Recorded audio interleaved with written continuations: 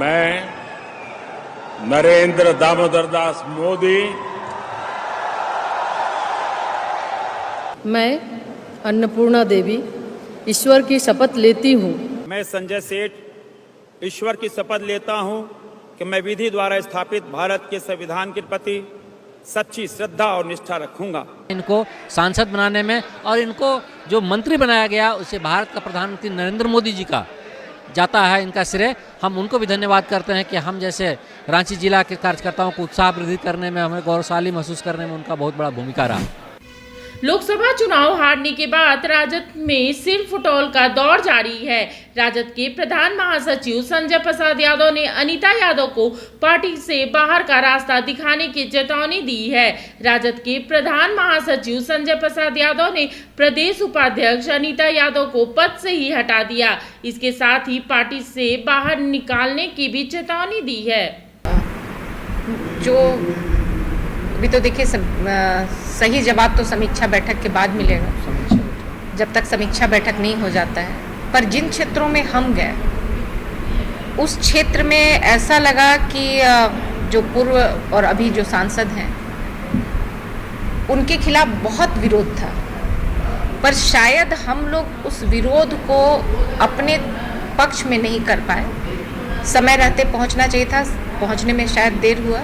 और उनके अंदर जो निराशा थी लोकतंत्र को लेकर, वोट को लेकर के कि फिर जो भी आएंगे वैसा ही काम होगा, नहीं होगा, तो शायद वो जो उनके विरोध में थे वो वोट करने नहीं गए। हम उनको वहाँ तक ला नहीं पाए। और मेरे समझ में अभी तक, जबकि मेन तो समीक्षा बैठक के बाद बात सामने आएगी, पर मेरे समझ में यही बात आई कि हम उन वोटरों को जो विरोध में थे शायद उनको अपने पक्ष में पूरी तरह नहीं कर पाए। वो निराश होकर शायद घर में बैठे रह गए, जिसका ये परिणाम, चूँकि वोट प्रतिशत तो हमारा बढ़ा है, उनका भी जीत का फासला कम हुआ है। और अगर हम अच्छे से मेहनत करते तो जीत हमारी होती, इसमें कोई दो मत नहीं। महागठबंधन के साथी दलों का क्या समर्थन मिल पाया? जितना मिलना था वो हर जगह थे साथ में। कहीं ऐसा हमको नहीं लगा कि जहां हमको उनकी ज़रूरत थी वो नहीं थे, तो वो थे साथ में। और हमको नहीं लगता है कि इसमें ऐसा कोई बात है कि हम उन पर कोई आरोप लगाएं। लोकसभा चुनाव हारने के बाद राजद में सिर फुटौल का दौर शुरू हो गया है।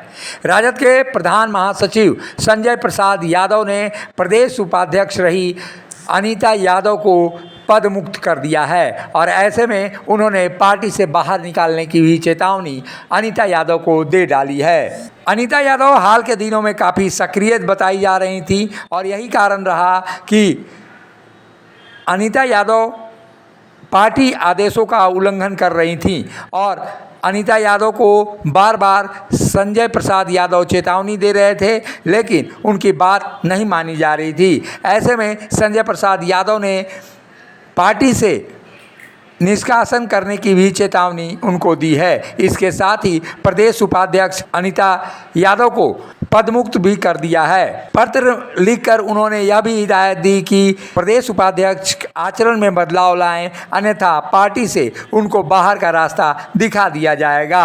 20 जून को अनीता यादव को अनुशासन तोड़ने और दिशा निर्देश का अनुपालन नहीं करने को लेकर शोकॉज नोटिस भी जारी किया गया था और इसके साथ ही 3 दिनों में ही जवाब देने को कहा गया था। प्रदेश कार्यालय में बिना अनुमति के प्रेस वार्ता बुलाकर उन्होंने पार्टी संबंधी बयान मीडिया में जारी किया था। ऐसे में संजय प्रसाद यादव का यह आरोप है कि पार्टी की अनुशासन को लगातार अनीता यादव तोड़ रही थी। ऐसे में उनको यह कदम उठाना लाजमी था क्योंकि पार्टी में अनुशासनहीनता लगातार बढ़ती जा रही थी। संजय प्रसाद यादव का यह भी आरोप है कि बिना वरीय अधिकारियों के पूछताछ के बिना ही अनीता यादव पार्टी का काम कर रही थी और उन्होंने यह भी कहा कि पार्टी में संवैधानिक उल्लंघन किया जा रहा था। इधर प्रदेश अध्यक्ष संजय प्रसाद यादव, वहीं प्रदेश अध्यक्ष संजय सिंह यादव ने इस मामले को लेकर नाराज़गी अपनी जताई है। ऐसे में उन्होंने यह भी बताया है कि संविधान और नियम से पार्टी चलती है, पार्टी कोई दुकान नहीं है जिसे जब चाहा निकाल दिया गया। यह कार्यकर्ता को अपमानित करने वाली बात हो जाएगी। ऐसे में राजद के अंदर सिर फुटबॉल का दौर जारी है और ऐसे में टकराव का दौर भी बढ़ता हुआ दिखाई दे रहा है। पार्टी महासचिव को के अधिकार पर भी चुनौती देते हुए प्रदेश अध्यक्ष ने यह भी कह डाला कि पार्टी के प्रधान महासचिव को, प्रदेश उपाध्यक्ष को पार्टी के पद से हटाने का कोई अधिकार नहीं है। ऐसी स्थिति में प्रदेश उपाध्यक्ष को प्रदेश अध्यक्ष या राष्ट्रीय अध्यक्ष ही हटा सकते हैं।